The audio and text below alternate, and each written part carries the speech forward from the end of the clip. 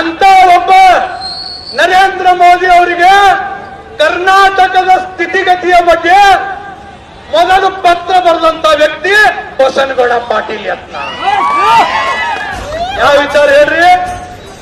ರೈತರ ಜಮೀನುಗಳು, ಮಠ ಮಂದಿರಗಳ ಜಮೀನುಗಳು ಜಿಹಾದಿಗಳು ವಕಫ್ ಹೆಸರಿನಲ್ಲಿ ಲೂಟಿ ಮಾಡುವಂತ ಸಂದರ್ಭದಲ್ಲಿ ದೇಶದ ರಾಜ್ಯದ ಯಾವ ನಾಯಕನು ಮುಂದೆ ಬರಲಿಲ್ಲ.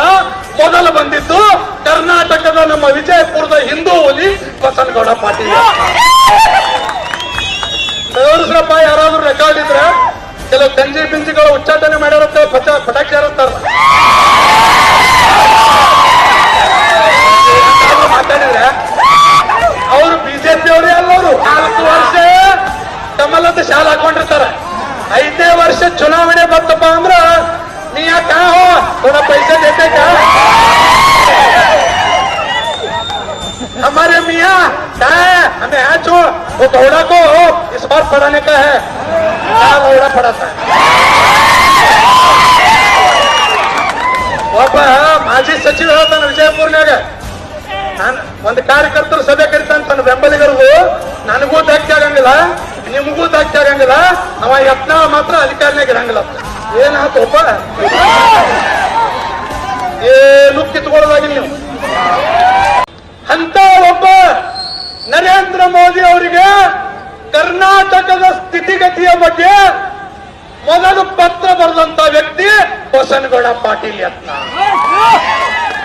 ಯಾವ ವಿಚಾರ ಹೇಳ್ರಿ? ರೈತರ ಜಮೀನುಗಳು, ಮಠ ಮಂದಿರಗಳ ಜಮೀನುಗಳು ಜಿಹಾದಿಗಳು ವಕಫ್ ಹೆಸರಿನಲ್ಲಿ ಲೂಟಿ ಮಾಡುವಂತ ಸಂದರ್ಭದಲ್ಲಿ ದೇಶದ ರಾಜ್ಯದ ಯಾವ ನಾಯಕನು ಮುಂದೆ ಬರಲಿಲ್ಲ. ಮೊದಲು ಬಂದಿದ್ದು ಕರ್ನಾಟಕದ ನಮ್ಮ ವಿಜಯಪುರದ ಹಿಂದೂ ಹುಲಿ ಬಸನಗೌಡ ಪಾಟೀಲ್. ತೋರಿಸ್ರಪ್ಪ, ಯಾರಾದ್ರೂ ರೆಕಾರ್ಡ್ ಇದ್ರೆ. ಕೆಲವು ಗಂಜಿ ಬಿಂಜಿಗಳು ಉಚ್ಚಾಟನೆ ಮಾಡಿರುತ್ತೆ, ಪಟಾಕಿ ಹಾರುತ್ತಾರ. ಮಾತಾಡಿದ್ರೆ ಅವರು ಬಿಜೆಪಿ ಅವರೇ ಅಲ್ಲವರು 4 ವರ್ಷ ಕಮಲದ ಶಾಲೆ ಹಾಕೊಂಡಿರ್ತಾರೆ. 5ನೇ ವರ್ಷ ಚುನಾವಣೆ ಬರ್ತಪ್ಪ ಅಂದ್ರ ನೀ ಯಾಕ थोड़ा पैसे देते क्या? हमारे मियाँ क्या है, हमें है जो वो घोड़ा को इस बार पढ़ाने का है. क्या घोड़ा पढ़ाता है? ಒಬ್ಬ ಮಾಜಿ ಸಚಿವ ಹೇಳ್ತಾನೆ ವಿಜಯಪುರ್ನಾಗ, ನಾನು ಒಂದು ಕಾರ್ಯಕರ್ತರು ಸಭೆ ಕರಿತಾನೆ ತನ್ನ ಬೆಂಬಲಿಗರಿಗೂ. ನನಗೂ ಧಕ್ಕೆ ಆಗಂಗಿಲ್ಲ, ನಿಮಗೂ ಧಕ್ಕೆ ಆಗಂಗಿಲ್ಲ, ಅವ ಯತ್ನ ಮಾತ್ರ ಅಧಿಕಾರಿನಾಗ ಇರಂಗಿಲ್ಲ. ಏನಾಯ್ತಪ್ಪ? ಏನು ಕಿತ್ಕೊಳ್ಳೋದಾಗಿಲ್ಲ ನೀವು.